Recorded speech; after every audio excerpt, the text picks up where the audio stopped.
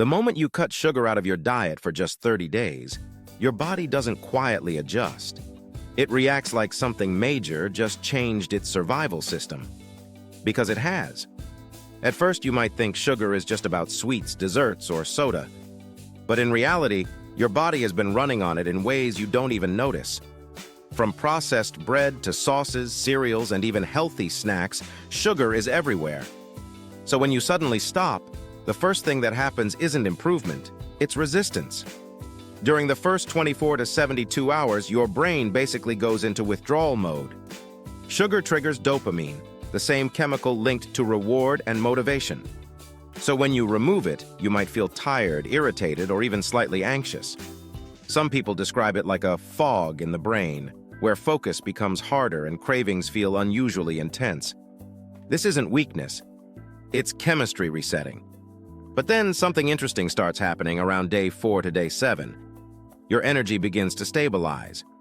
Without the constant spikes and crashes caused by sugar, your body starts relying more on steady fuel sources like fat and protein.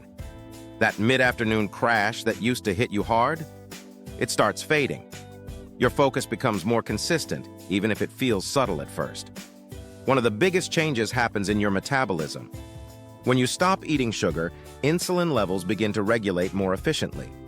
Insulin is the hormone responsible for storing energy, and when it's constantly spiking from sugar intake, your body becomes less sensitive to it. But after a few days without sugar, your system starts to reset that sensitivity. This is one of the reasons people often report less bloating and better digestion within the first week. By the second week, your taste perception begins to shift dramatically. Foods that once tasted normal or even not sweet enough start tasting completely different. Fruits become noticeably sweeter. Even vegetables start to have more natural flavor. This happens because your taste receptors are no longer being overwhelmed by artificial sweetness, so your sensitivity increases again. Around this stage, many people also notice changes in their skin. Sugar contributes to inflammation in the body, which can affect acne, redness, and overall skin texture. As inflammation begins to drop, the skin often looks calmer and more balanced. It doesn't happen overnight, but the gradual improvement becomes visible. By the third week, something deeper starts to change: your relationship with hunger. Sugar is known for confusing hunger signals because it causes rapid spikes and drops in blood glucose. Without it, your body starts sending clearer signals. You begin to understand what real hunger feels like versus cravings triggered by habit or emotion. Energy levels also become more stable than you might expect.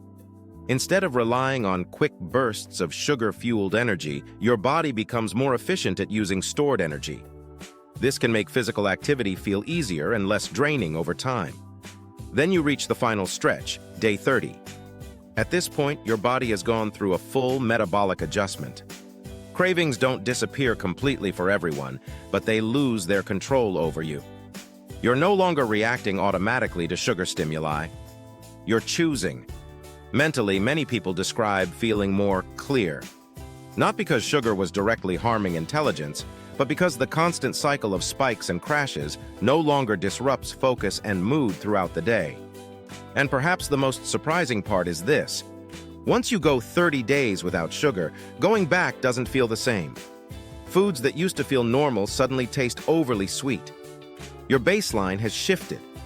Cutting sugar for 30 days doesn't just change your diet. It changes how your body processes energy, how your brain responds to reward, and how clearly you feel your own hunger and focus. And once your body experiences that kind of stability, it doesn't easily forget it.